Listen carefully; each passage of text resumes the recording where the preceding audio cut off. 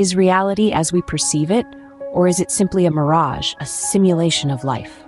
Picture life as a kind of video game. You, the player, control a character who navigates through the game's world, driven by a set of pre-programmed code. Now imagine that this code represents dogma, magic, and negative programs that have a profound influence on our lives. In this game of life, these codes guide our actions, shape our beliefs, and define our relationships. Like the characters in a video game, we can become so engrossed in our programmed routines that we lose sight of the bigger picture. We forget that we're not merely characters, but players who have the power to change the game. The codes of dogma, magic, and negative programs can be incredibly persuasive, luring us into a false sense of reality. They can make us justify our bad deeds and actions, convincing us that these are necessary for survival in the game. But as we succumb to these codes, we become disconnected from the joy of life, harmonious relationships, health, and light. We become trapped in a cycle of misery, moving from one challenging situation to another, just like a character in a video game facing level after level of increasing difficulty. But unlike a video game, the stakes in this game of life are much higher. Our well-being, our relationships, our inner peace, these are all at risk. And the most tragic part? This reality we live in, it's nothing more than a mirage, an illusion created by the codes we've allowed to dictate our lives. Yet there is hope. We are not just characters in a game, but players with the power to change the course of our lives. We can challenge the codes, question the dogma, and refuse to be swayed by the negative programs. If we allow these programs to control us, we become trapped in a cycle of misery, ever chasing after an elusive happiness. But by recognizing and rejecting these influences, we can begin to see through the mirage and experience the true essence of life. And so, the real game begins. But what if we could break free from this cycle? What if we could follow the call of our soul? Imagine, if you will, a bird in a gilded cage. It sings its mournful song, unaware of the potential for freedom that lies just beyond the bars of its prison. But one day, the door of the cage swings open. It takes a while for the bird to realize that it can now escape. But once it does, it flies out and soars high into the sky, unfettered and free. This is akin to the liberation we experience when we break free from the shackles of dogma, magic, and negative programs that have kept us bound. When we make the conscious decision to follow the call of our soul, we too can soar high, free from the constraints that have kept us grounded in the mundane and the miserable. We begin to see the world in a new light. We start to feel a divine harmony within ourselves, a harmony that resonates with the rhythm of the universe. We become more attuned to our values, to the things that truly matter to us. We begin to understand and feel the true essence of life. And in doing so, we start to live a life that is meaningful and truly spiritual. This journey is not without its challenges. We might face opposition, we might encounter obstacles, but every flight begins with a leap of faith. And once we take that leap, the sky is the limit. Following the call of our soul requires courage. It requires conviction, but most importantly, it requires a deep, unwavering belief in our own worth, in our own potential for growth and self-improvement. We might stumble, we might fall, but as long as we keep getting up, as long as we keep our eyes on the horizon, we can navigate through the storms and emerge stronger, wiser, and more fulfilled. Those who heed their soul's call live a meaningful life filled with joy and in harmony with the universe and their higher self. They are the ones who truly live, while others merely exist. They are the ones who shine brightly, illuminating the path for others to follow. They are the ones who, in the grand scheme of things, make a difference. But why is it that we find ourselves at odds with our own nature? Why do we live in a dual world? Imagine a coin. It has two sides, each distinct, each with its own identity, yet part of the same entity. It's a clear-cut analogy of human nature.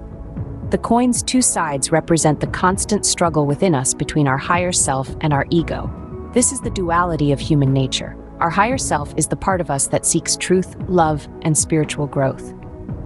It's the part that yearns for unity with the universe, for harmony with all beings, for inner peace. It's the part that follows the principles of life and love. This is our unchanging essence, our soul, which has a single source with what we call God, the universe. On the other side of the coin is our ego. It's the part of us that seeks personal gratification, power, and control. It's the part that succumbs to temptation, that justifies harmful actions in the name of self-interest. It's the part that leads to our spiritual and moral decline. This side is changeable, not eternal, and is associated with death. It's the opposite source. Unveiling this duality is like peeling an onion. Each layer we peel back reveals more about our true nature and the dual world we live in. It's a journey of self-discovery, of understanding our own complexities and contradictions. But here's the thing about this duality. It's not a battle between good and evil. It's a dance, a delicate balance. It's about acknowledging both sides of the coin, understanding their interplay, and making conscious choices that reflect our higher self. Remember, it's not about suppressing one side in favor of the other. It's about recognizing the duality within us and using it as a compass to navigate our lives. This inner struggle is not a weakness, but a sign of our humanity. Our actions, whether they lead to our spiritual growth or our downfall, are but reflections of this inner struggle. Scene script. Despite this duality, we hold in our hands the power of choice. But how do our choices impact ourselves and those around us? Every decision we make is like a pebble tossed into a pond. The moment it breaks the surface, ripples begin to spread outwards, reaching further and further. These ripples symbolize the effects of our choices, extending into our personal life, our relationships, and even the world at large. Just as a stone disrupts the calm surface of the water, our decisions disrupt the status quo of our lives. We may choose to follow the call of our soul, seeking spiritual development and purity, or we may surrender to the illusions of dogma and negative programming, justifying actions that betray our higher self. Each choice, each stone, alters the landscape of our existence. A choice made in anger may cause a stormy ripple, leading to conflict and unhappiness. A choice made with kindness and love, however, can create a soothing wave of harmony and joy. Our relationships, too, are shaped by the choices we make. When we choose to be honest, loyal, and respectful, we cultivate relationships that mirror these qualities. Conversely, when we choose betrayal, deceit, or apathy, we attract similar energies into our lives. The ripples of these choices touch not only us, but those we hold dear. Moreover, our choices have a profound impact on the world around us. When we choose to act with compassion, we contribute to a collective ripple of kindness. When we choose to act selfishly or harmfully, we add to a wave of negativity and pain. It's crucial to remember that every choice, no matter how insignificant it may seem, has the power to create a ripple. These ripples can either bring about harmony or discord, depending on the intent behind the choice. So, we must ask ourselves, what kind of ripples are we creating? Are they born of love, respect, and understanding?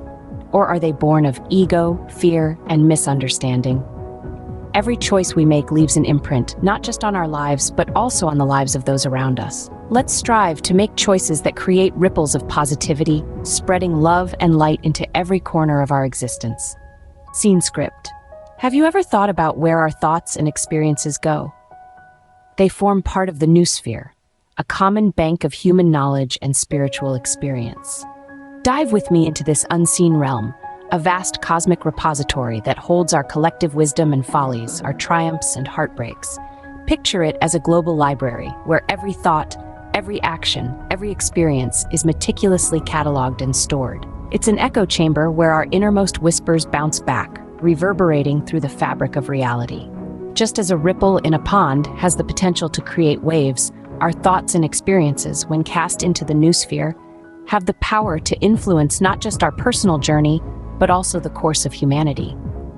Our joys and sorrows, our hopes and fears, our dreams and nightmares, they all contribute to this universal consciousness.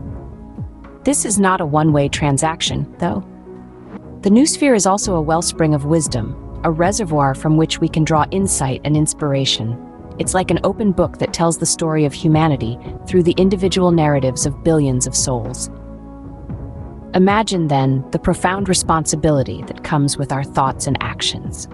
Every decision we make, every thought we harbor, every emotion we feel is a drop of ink on the grand canvas of the Noosphere. And this ink, once spilled, cannot be undone. It colors not just our personal narrative, but also the collective human story. Think about this. The next time you are faced with a decision, the next time you feel an emotion surge through you, the next time you harbor a thought, you are not just an isolated individual navigating through life. You are an integral part of a grand narrative, a co-author of the story of humanity. So what will your contribution be? Will it be one of love, of compassion, of understanding? Or will it be one of anger, of hatred, of fear? Our thoughts are not just ours. They are part of a global consciousness, affecting not just us, but also those around us. So, what can we do with this understanding of our reality, our duality, and our power of choice? This is a question that invites reflection, introspection, and ultimately, action. It's not enough to simply understand these concepts. We must strive to implement them in our daily lives. We live in a world that is often ruled by dogma, magic, and negative programs, but we don't have to be subject to these. We have the power to choose differently. We have the power to choose goodness, harmony, and alignment with our higher self. This choice requires courage, determination, and constant self-improvement. It requires us to question our beliefs, scrutinize our behaviors, and be willing to change if necessary. Every day is a new opportunity for spiritual growth. Every moment is a chance to become more self-aware, to deepen our understanding of the true essence of life. It's not always easy. It can be uncomfortable to look inward, to confront our flaws and weaknesses. But this discomfort is a sign of growth, a sign that we are moving away from the mirage of reality and towards authentic existence. The journey of self-improvement is not a solitary one. We are all interconnected, part of a global consciousness that we call the Noosphere.